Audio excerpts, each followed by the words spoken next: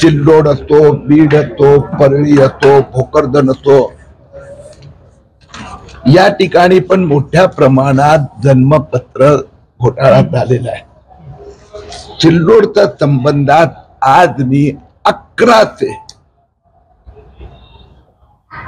अर्जदारांना कशा पद्धतीने बोगस कागदाचा बनावटी कागदपत्राचा आधारावर जन्म प्रमाणपत्र दिले गेले याचे पुरावे दिले आहेत. लतीफ पठाण जे SDM आहे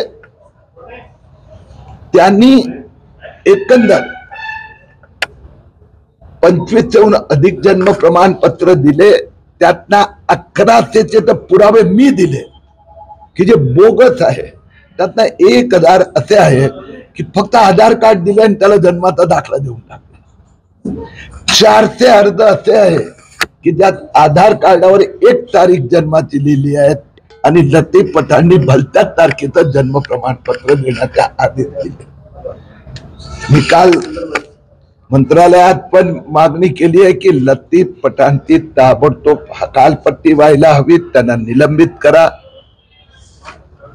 पोलिसांनी मला आश्वस्त केलं आहे की तुम्ही मी जे डॉक्युमेंट दिले आहेत त्याच्या आधारावर विशेष लक्ष देऊन चौकशी केली जाणार.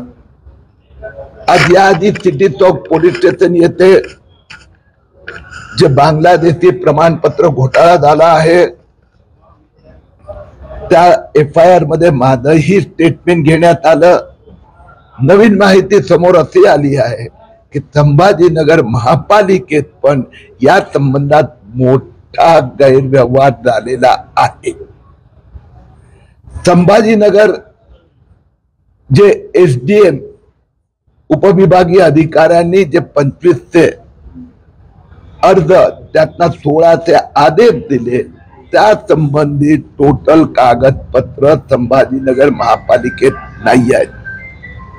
संभाजीनगर महापालिकेने हरकत घेतली की कुठलाही कागदपत्र नसताना आदेश देऊ नका, पण त्या आदेश आल्यानंतर त्यांना ज्या लोकांकडे हिंदुस्थानात जन्म झाले याचे कागदपत्र नाही त्यांना जन्म प्रमाणपत्र दिले आहेत त्याची चौकशी होणार. ते जे गुन्हे दाखल झालेले आहेत त्याच्याबद्दल काही माहिती घेतली का?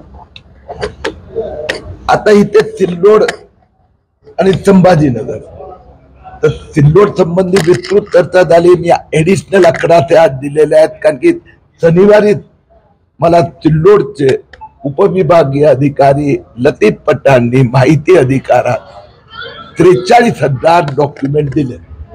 वास्तविकरित्या 65,000 डॉक्युमेंट आहे असं लतीफ पठाणनी कळवलं होतं, पण 43,000 दिले तर 22,000 डॉक्युमेंट सिल्लोडचे उपविभागीय अधिकारी यांनी गायब केले. याची पण चौकशीची मी मागणी केली आहे. त्याचे लतीफ पठाण म्हणून जे काय अधिकारी आहेत ते अब्दुल सत्तार यांनीच त्यांना तिथं निवडणुकीच्या पूर्वी आणलं असं विरोधक पूर्वी म्हणत होते.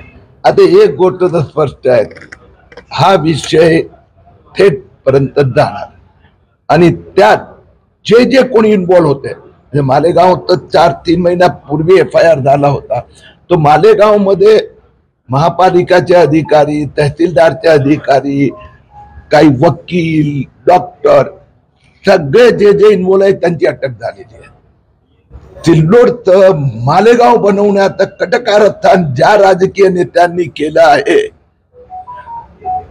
ते कोणी मध्ये आलं किंवा त्याची इन्व्हॉल्वमेंट लक्षात आली तर त्यांच्यावर पण कारवाई होणार.